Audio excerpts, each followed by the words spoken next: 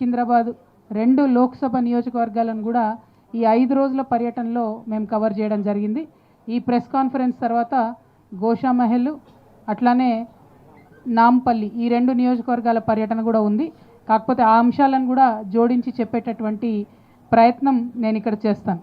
ప్రధానంగా మనందరికీ తెలుసు, హైదరాబాద్ మహానగరం అంటే తెలంగాణ గుండెకాయ.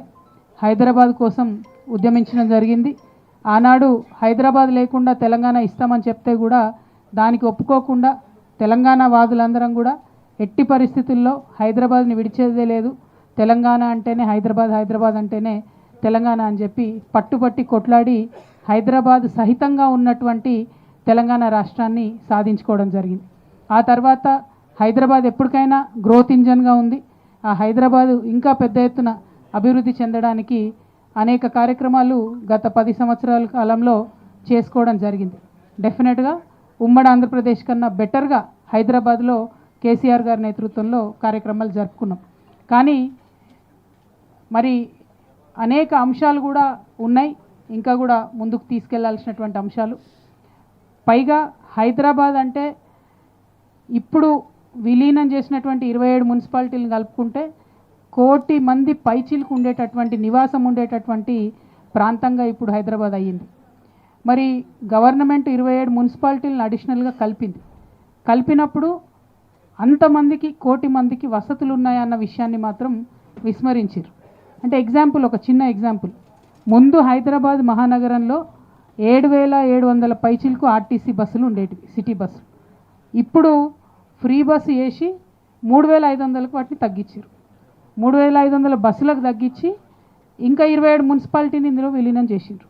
అంటే ఒక సామాన్య మనిషి శివారు మున్సిపాలిటీస్లో ఉన్నటువంటి వాళ్ళు కోర్ హైదరాబాద్కు వచ్చి పనిచేసుకోవాలనుకునే వాళ్లకు రవాణా సౌకర్యం ఎక్కడుంది అనేది మనం ఒకసారి ఆలోచించాలి. ఎట్ ద సేమ్ టైం మనం 1 కోటి మంది ఉంటే మనం ఉన్నదానికన్నా ఎక్కువ, దాదాపు నాకు తెలిసిన పాత ఫిగరే 80 లక్షల వరకు వాహనాలు ఉన్నాయి హైదరాబాద్లో. అంటే రోడ్లు ఎంత జామ్ అవుతాయి, పబ్లిక్ ట్రాన్స్పోర్ట్ లేక ఖచ్చితంగా ప్రైవేట్ వాహనాలు కొనుక్కొని వాడుకోవాల్సిన పరిస్థితి వచ్చింది. ఎప్పటి నుంచో చెప్పుకుంటూ వచ్చినాం, ఏది హైదరాబాద్ డల్లాస్ కావాలి, సింగపూర్ కావాలి అని. డల్లాస్, సింగపూర్, లండన్ కావాలంటే సామాన్య ప్రజలకు వసతులు కావాలి. మొదలు రోడ్సు, బ్రిడ్జులు, హంగామా ఓకే, అదొక దిక్కు. కానీ దాంతోపాటు ఆర్టీసీ బస్సు ఎక్కి దిగి మెట్రో పట్టుకొని ఆ తర్వాత ఎంఎంటీఎస్ ఎక్కి కోర్ హైదరాబాద్ నుంచి టోటల్ ఔటర్ రింగ్ రోడ్ వరకు కూడా ఒక సామాన్య మానవుడు ట్రావెల్ చేయగలిగితే అప్పుడు సరైన నగరంగా ఉంటుంది. పెద్ద పెద్ద నగరాలు మీరు లండన్ చూసుకోండి, న్యూయార్క్ చూసుకోండి, పబ్లిక్ ట్రాన్స్పోర్టేషన్ బాగుంటుంది కాబట్టి ఎక్కువగా పనిచేసే అవకాశాలు ఉంటాయి. పబ్లిక్ ట్రాన్స్పోర్ట్తోని పనిచేసే అవకాశాలు, సంపాదించుకునేటటువంటి కెపాసిటీ లింక్ అయి ఉంటుంది. కానీ దాని మీద మనం దృష్టి తగ్గించినాం. ఇప్పుడేం జరుగుతుంది, ఆర్టీసీలో ఎలక్ట్రిక్ బస్సులు పెడతామని చెప్తున్నారు. ఎలక్ట్రిక్ బస్సులు పెడితే ఏమవుతుంది, అది ప్రైవేట్ది, డ్రైవరు ఆర్టీసీ వాడు కాదు, ట్రైనింగ్ లేదు, ఛార్జింగ్ మాత్రం గవర్నమెంటే కడుతుందట. ఎందుకంటే ఎలక్ట్రిసిటీ ఛార్జింగ్కి డిపోలు ఇచ్చిండ్రు. అంటే మెల్లమెల్లగా ఆర్టీసీని మొత్తం ప్రైవేట్ చేసేటటువంటి ప్రయత్నం చేస్తున్నారు. సరే, ప్రైవేట్ చేస్తే మాకేమవుతుంది అని హైదరాబాద్ నగరవాసులు అనుకోవచ్చు. ప్రైవేట్ చేస్తే ఏమవుతుంది అంటే టికెట్ ధర ఎవరు ఎంత పెంచినా ఏం అడగడానికి మనకు అవకాశం ఉండదు. ఇప్పుడు గవర్నమెంట్లో ఉంది కాబట్టి టికెట్ ధర 10 రూపాయలు పెంచితే కూడా మాలాంటోళ్ళం పోయి కొట్లాడడము, మాట్లాడడము, అడగటము ఉంటుంది. ప్రైవేట్ అయినాక వాళ్ళు ఎంత డిమాండ్ చేస్తే అంత చేసేది ఉంటుంది. గవర్నమెంట్ బస్సుల్ని సగానికి సగం తగ్గించి ఎలక్ట్రిసిటీ బస్సులు పెట్టిరు. సరే, హైదరాబాద్లో కొత్త నగరాలు, పాత నగరం 2 కలిసి ఉన్నాయి. మరి అక్కడ గల్లీలు చిన్నగా ఉన్నాయి చాలా చోట్ల. అంతకుముందు సెట్విన్ బస్సులు తిరిగేటి, చిన్న బస్సులు, అవి అన్ని గల్లీలకు పోతుండే. ఇప్పుడైతే పెద్ద పెద్ద కాలనీలలో కూడా ఆర్టీసీ బస్సులు పోతలేవు. రిక్వెస్ట్ బస్ స్టాప్లో ఆగడం అనేది బంద్ చేసిరు కంప్లీట్గా. రిక్వెస్ట్ బస్ స్టాప్ ఇక్కడ ఉంటే ఎక్కడో ఆపుతున్నారు, ఎందుకంటే ఫ్రీ బస్సు. వికలాంగులు నిజంగా చూస్తే ఏడుపు వస్తుంది. ఎవరైతే ఫిజికల్లీ హ్యాండిక్యాప్డ్ ఉంటారో అసలు వాళ్ళకి బస్సులు ఎక్కే అవకాశమే లేదు. వాళ్ళకి సగం టికెట్ అని చెప్తున్నారు, హాఫ్ పాస్ ఇచ్చిరు వాళ్ళకు కూడా ఫ్రీ బస్సు పెడితే అయిపోద్ది కదా, లేకపోతే వికలాంగులకు సపరేట్ బస్సులు పెడితే ఏదో ఒక ప్రయత్నం. వాళ్ళకి ఏమవుతుంది, వాళ్ళు మన లెక్క పరిగెత్తి ఎక్కలేరు, దూరం ఆగుతుంది బస్సు, వెళ్ళాలంటే వెళ్ళలేని పరిస్థితి, చాలా ఇబ్బందికరంగా ఉన్నది. సో ట్రాన్స్పోర్ట్ సిస్టమ్ మంచిగా కానంత వరకు హైదరాబాద్ ఎట్లా విశ్వనగరం అవుతుంది అన్నది అర్థమైతే లేదు. మేము ఇవాళ ఈ 4.5 రోజులు చేసినటువంటి పర్యటనలో కూడా ఎక్కడికి పోయినా స్కూల్ స్టూడెంట్స్, కాలేజ్ స్టూడెంట్స్, ఆడబిడ్డలు ఒకటే చెప్పిండ్రు, బస్సెస్ లేవు, దయచేసి మాకు బస్సులు వేయించండి. ఆ తర్వాత మేము రీసెర్చ్ చేస్తే సగానికి సగం బస్సులు తగ్గించారు హైదరాబాద్లో అని తెలిసింది. మరి ఇది కరెక్ట్ కాదు, దీన్ని ప్రభుత్వాలు సవరించుకోవాలని చెప్పి మేము డిమాండ్ చేస్తూ ఉన్నాం. అదేవిధంగా మరి మనం చూసినట్టయితే ఇంకొక ప్రాబ్లం చాలా పెద్ద ఎత్తున మాకు ప్రజలు చెప్పింది ఏంటంటే ఈ కుక్కలు గరవడం, స్ట్రే డాగ్స్ విపరీతమైన ప్రాబ్లం. ఎంత విపరీతమైన ప్రాబ్లం అంటే చాలా దగ్గరలో ఎక్కడంటే అక్కడ చెత్తబడేసి ఉంటుంది. ఆ చెత్తబడేసి ఉన్న దగ్గర స్ట్రే డాగ్స్ ఉంటున్నాయి. ఆ స్ట్రే డాగ్స్ వచ్చే పోయేటోళ్ళని కరుస్తున్నాయి. ఎంత ఘోరమైన పరిస్థితి అంటే మొన్న ఒక బాబు మీద 20 కుక్కలు పడి దాడి చేసి, చిన్న బాబు మీద ఒక కుడి చెవు మొత్తం తినేసింది. పూరా మొత్తం కుడి చెవు అంతా కూడా తినేసినటువంటి పరిస్థితి ఇది బాబుది. ఇందులో గమ్మత్ ఏంటంటే 2022లో, ఇది అఫీషియల్ డేటా నేను చెప్పేది, 2022లో 92,924 కేసులు కుక్కలు కరిచింది. ఈ 2024లో 1,21,997 అంటే ఆల్మోస్ట్ 30,000 పైచిలకు పెరిగినాయి కేసులు, అంతేనా? 30,000 దాకా పెరిగినాయి దాదాపుగా. ఎందుకు పెరిగినాయి? 31% ఇంక్రీజ్ ఉంది. ఇది ఎందుకుంది అని అంటే ఈ కుక్కలను స్టెరిలైజ్ చేయడానికి వాడేటటువంటి వ్యాక్సిన్లు, మెడిసిన్లు, వాటికి వచ్చిన బడ్జెట్ని సద్వినియోగం చేసుకోలేదు ఎక్కడ కూడా. దాంతో ఏమవుతున్నాయి, స్ట్రే డాగ్స్ సంఖ్య పెరుగుతుంది. వాటికి ఎక్కడ షెల్టర్స్ కడతలేము, వాటిని తీసుకుపోయి ఏమి చేయాలంటే చేయలేని పరిస్థితి, ఎక్కడ పార్కులు లేనటువంటి పరిస్థితి. కాబట్టి అవి ఆ చెత్తబుట్టల మీద బతికే పరిస్థితి, తద్వారా ప్రజలకు ఇబ్బంది అవుతున్నటువంటి పరిస్థితి. మరి దీన్ని ఎట్లా సవరించుకోవాలో దయచేసి మనం ఆలోచన చేసుకోవాలి. దీంతో చాలా ఇబ్బంది అవుతుందని చాలా చోట్ల కూడా ప్రజలు చెప్పడం జరిగింది. ఇది అయిపోయిన తర్వాత ఇంకొకటి, చాలా కాలనీ వాసులు మాకు మెసేజ్లు చేస్తున్నది, పెడుతున్నది ఏంటి అంటే ఎక్కడైతే వయసు మళ్ళిన వాళ్ళు లేదా ఒంటరిగా ఉండేవాళ్ళు ఉంటే అవి టార్గెటెడ్గా హత్యలు చేయడము, దోపిడీలు చేయడం అనేది పెరిగిపోయింది. ఈ లాస్ట్ 2 ఇయర్స్లో అయితే మరీ దారుణంగా క్రైమ్ పెరిగిపోయింది, especially on old age people. దీన్ని ఖచ్చితంగా ప్రభుత్వం ప్రత్యేక దృష్టి పెట్టాలి. మీరు పెట్రోలింగ్ చేస్తారా, ఏం చేస్తారా, ఏందన్నది చెప్పాలి. మేము చిన్నగున్నప్పుడైతే నాకు గుర్తుంది, కాలనీ అసోసియేషన్స్ వాళ్ళని, అపార్ట్మెంట్ అసోసియేషన్ వాళ్ళని, బస్తీ కమిటీలని అందరినీ సిటిజన్ పోలీస్ అని చెప్పి ఒక క్యాంపెయినింగ్ ఉండేది. అదైతే ఇప్పుడు లేనే లేదు, బందే పెట్టిరు కంప్లీట్గా. అది ఉంటే కొంచెం పోలీసు వాళ్ళతో రిలేషన్ ఉండడము, భయం ఉండడము, ఒక భక్తి ఉండడము, క్రైమ్ తగ్గడం అన్నది జరుగుతుంది. అది లేకపోవడం అన్నది చాలా పెద్ద ఇష్యూ అవుతుంది. ఇంకొకటి చాలామంది మాకు చెప్పింది ఏంటంటే డ్రగ్స్. ఈ చెత్త బుట్టలు ఉండి ఆ గల్లీలలో ఎక్కడెక్కడైతే పోవడానికి వీల్లేని పరిస్థితి ఉంటుందో అక్కడ మొత్తం కూడా డ్రగ్స్ తీసుకొని ఆడపిల్లల మీద మరి ఎటుపడితే అటు బిహేవ్ చేస్తున్నటువంటి పరిస్థితి కనబడుతున్నది. మరి డ్రగ్స్ తీసుకునే ఏరియాస్ ఎక్కడెక్కడ ఉన్నాయని స్పష్టంగా ప్రభుత్వాలకు తెలుసు, చాలా స్పష్టంగా క్లియర్ ఉన్న ఏరియా, కానీ దాని దగ్గరకు పోలీసులు పోతలేరు.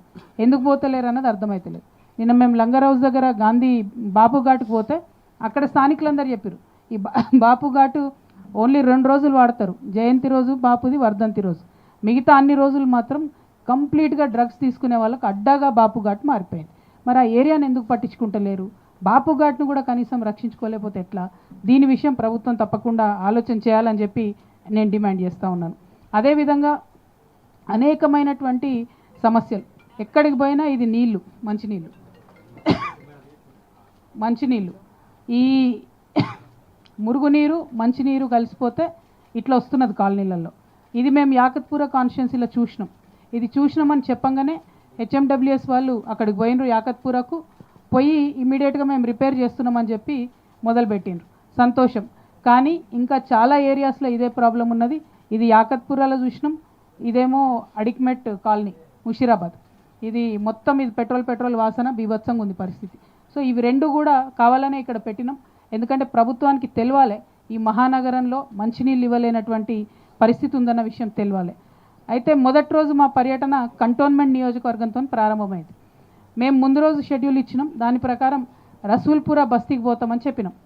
చెప్పంగానే కంటోన్మెంట్ ఎమ్మెల్యే, అక్కడ స్థానిక ఎమ్మెల్యే శ్రీ గణేష్ గారు అదే రసూల్పుర బస్తీకి పోయి అక్కడ ఉండి 5 లారీల చెత్త ఎత్తిచ్చి అక్కడ ఉన్నటువంటి వాళ్ళందరినీ పిలుచుకొని నేను పట్టాలు ఇచ్చేస్తా, మీకు ప్రోగ్రామ్ క్యాన్సిల్ చేసుకోండి అంటే అక్కడ వాళ్ళు మాకు ఫోన్ చేశారు, అక్క మీరు రాకముందే మా ఎమ్మెల్యే వచ్చిండు, మాకు పట్టాలు వస్తాయన్నాడు. సంతోషం, మీకు పట్టాలు వస్తే నాకు ప్రోగ్రామ్ ఎందుకని చెప్పి మేము అది రద్దు చేసుకొని వేరే దిక్కుపోయినాం. ఆ తర్వాత అన్నానగర్ బస్తీవాసుల దగ్గరికి, అట్లానే బోయిన్పల్లి ప్రభుత్వ పాఠశాల, అట్లానే రామన్నకుంట అనేటటువంటి చెరువుని సందర్శించినాం. రామన్నకుంట చెరువు మొత్తం కూడా మరి ఎప్పుడు చిన్న వాన పడితే ఎనుకున్న కాలనీ అంతా ఫ్లడ్ అవుతుంది. ఆ కాలనీ అంతా తిరిగి చూసినాం. పూరే దివార్పై నిషాన్ హై జహా జహా పానీ బేత, ఘోరమైన పరిస్థితి ఉన్నది. సో ఆ రామన్నకుంట చెరువుని కూడా చూసినాం. మరి దాని మీద ప్రభుత్వం ప్రత్యేక దృష్టి పెట్టాలి. కంటోన్మెంట్ నియోజకవర్గంలో రామన్నకుంట చెరువునని మేము డిమాండ్ చేస్తున్నాం. తర్వాత NIEPC హాస్పిటల్ని సందర్శించినాం. అంటే ఇదివరకు ఇన్స్టిట్యూట్ ఆఫ్ మెంటల్ హెల్త్ అనేది ఇది కేంద్ర ప్రభుత్వం నడిపించేటటువంటి సంస్థ. ఎవరైతే పిల్లలకు ఆటిజం ఉంటుందో, ప్రత్యేకమైన పరిస్థితులు ఉంటుందో వాళ్ళ కోసం కేంద్ర ప్రభుత్వం నడిపించేటటువంటి సంస్థ. చాలా అద్భుతంగా ఉంది. దీన్ని ప్రతి జిల్లాలో పెట్టేటట్టుగా మన బీజేపీ ఎంపీలు ప్రయత్నం చేయాలని చెప్పి నేను డిమాండ్ చేస్తున్నా. వాళ్ళు చేస్తున్నటువంటి సేవలు అద్భుతంగా ఉన్నాయి. వాళ్ళు ఎక్కడికంటే అక్కడికి వచ్చి సేవలు చేస్తున్నారు. CSR ఫండ్స్తో కలుపుకొని చేస్తున్నారు. కాకపోతే మనం ఇదివరకు కేసీఆర్ గారు ఉన్నప్పుడు భవితా సెంటర్స్ అని పెట్టారు. వాటిని అనుసంధానం చేసన్న జిల్లాలలో ఈ NIMH సేవలను ఇంప్రూవ్ చేయాలని చెప్పి నేను ప్రభుత్వాన్ని డిమాండ్ చేస్తూ ఉన్నాను. ఆ తర్వాత సనత్ నగర్ నియోజకవర్గానికి పోయినాం. మేము దాసరి బస్తీని సందర్శించినాం. అక్కడ ఎంత ఘోరం అంటే చుట్టూ కాలనీ ఉంది, మధ్యలో ఒక ప్రైవేట్ డిస్ప్యూట్ ఉన్న ల్యాండ్ ఉంది. అందులో వచ్చి మొత్తం చెత్త ఆటోలు ఆపుకుంటున్నటువంటి పరిస్థితి ఉంది. దాంతో మళ్ళీ అక్కడ సేమ్ ప్రాబ్లం. చెత్త ఆటోలు అంటే ఏంటంటే ఎవరు అటు దిక్కుపోరు ఆ స్మెల్కి. సో అక్కడ మొత్తం గంజాయి బ్యాచ్ తయారవుతుంది అన్నట్టు. అక్కడ మధ్యలో కూర్చొని గంజాయి తాగడము, మొత్తం వచ్చిపోయి ఆడపిల్లల్ని నేర్పించడము. Literally in the middle of houses ఉన్నది సనత్ నగర్లో. I'm requesting the honourable GHMC commissioner గారు, please take note, please visit yourself for somebody. చాలా దారుణంగా ఉంది. చుట్టూ ఉన్నటువంటి లేడీస్కి అయితే భయంకరమైన ఇబ్బంది అవుతుంది. దాన్ని ఖచ్చితంగా అక్కడ నుంచి షిఫ్ట్ చేయాలి. ఎందుకంటే it is not even license by GHMC. Private ప్లాట్లో ప్రైవేట్ వ్యక్తులు వచ్చి పెట్టుకుంటున్నారు. అది అసాంఘిక కార్యకలాపాలకు అడ్డాగా మారింది. కాబట్టి సనత్ నగర్ దాసరి బస్తీలో ఉన్నటువంటి ఆ ప్లాట్ని ఎంప్టీ చేయించాలని చెప్పి నేను కోరుతా ఉన్నాను. తర్వాత జూబ్లీ హిల్స్కి వచ్చినాం. ఇక మేము జూబ్లీ హిల్స్లో కోట్ల విజయభాస్కర్ రెడ్డి స్టేడియంని చూసినాం. స్పోర్ట్స్ ఎంత భయంకరంగా ఉందంటే అది మొత్తం అక్కడ మేము పోయే వరకు SBI వాళ్ళు పెట్టుకున్నారు కబడ్డీ ఏదో టోర్నమెంటు. భయంకరంగా ఉంది. పాపం SBI వాళ్ళు మొత్తం అన్ని మన దేశంలో ఉన్న అన్ని రాష్ట్రాల వాళ్ళు వస్తారు కాబట్టి మన రాష్ట్రం పరుగు పోవద్దని వాళ్ళు కర్టెన్లు వేసిరు, గోడలన్నిటికీ కర్టెన్స్ వేసి కబడ్డీ టోర్నమెంట్ పెట్టుకున్నారు. అయినా కూడా లీక్ అవుతున్న రూఫ్లు, పడిపోతున్నటువంటి చెత్త అంతా కూడా విజిబుల్గా ఉంది. ప్లస్ ఘోరం ఏంటంటే స్థానిక యువకులు ఆడుకుంటామంటే ఇస్తలేరు. ఎవరికి ఇస్తున్నారు? పెళ్ళిళ్ళు, పేరెంటాలు, ఫంక్షన్లకు అయితే ఇస్తున్నారు. అంటే డబ్బులు వచ్చేదానికి తప్పితే పిల్లలు ఆడుకుంటామంటే మాత్రం ఇవ్వడం లేదు. ఇది స్పోర్ట్స్ డిపార్ట్మెంట్ వాళ్ళు ప్రత్యేకంగా శ్రద్ధ పెట్టాలని చెప్పి నేను డిమాండ్ చేస్తూ ఉన్నాను. అదేవిధంగా కృష్ణకాంత్ పార్క్ దగ్గర డంపింగ్ యార్డ్కు పోయినాం మేము. Same story. మళ్ళీ జాగృతి జనం బాట అనగానే మొత్తం డంపింగ్ యార్డ్ క్లీన్ చేసి నీట్గా ముగ్గేసి పెట్టిరు. మేము పోయే వరకు పోయినాక అక్కడ చూసినాం. సరే వాళ్ళ బాధలు వాళ్ళకు ఉన్నాయి. వాళ్ళు ఏమంటారు అంటే మామూలుగా అయితే మాకు 400 టన్స్ చెత్త రావాలి, కానీ 750 to 800 టన్స్ చెత్త వస్తుంది. అడిషనల్ సర్కిల్స్ కూడా మాకే యాడ్ చేసిండ్రు, మేమేం చేయలేని పరిస్థితి ఉందని వాళ్ళు చెప్తున్నారు. అంటే GHMC కమిషనర్ గారు శ్రద్ధ పెట్టి ఈ మేనేజ్మెంట్ ప్రాపర్గా చేసినట్టయితే డెఫినెట్గా చెత్త లేకుండా ఉంటుంది. ఇంకొక విషయం మాకు తెలిసింది ఏంటంటే ఒక్కొక్క యూనిట్లో దాదాపుగా 18 మంది పారిశుద్ధ్య కార్మికులు ఉంటారు. అంటే జనాభాని బట్టి ఇస్తారు. ఇప్పుడు అదంతా కూడా అవుట్సోర్సింగ్ కాంట్రాక్ట్ ఇస్తున్నారు. ఇచ్చినప్పుడు ఏమవుతుంది, ఓ 15 మంది దాకా 14 మంది దాకా వాళ్ళు రిటైర్ అయిపోవడమో, పనులకి వెళ్ళిపోవడమో జరిగితే మళ్ళీ రీఫిల్ చేస్తలేరు వాళ్ళు. దాంతో ఒక్కొక్క యూనిట్లో 2-3 ఉంటున్నారు. చెత్త మాత్రం ఎక్కడికక్కడ పేరుకపోయి ఉంటుంది నగరంలో.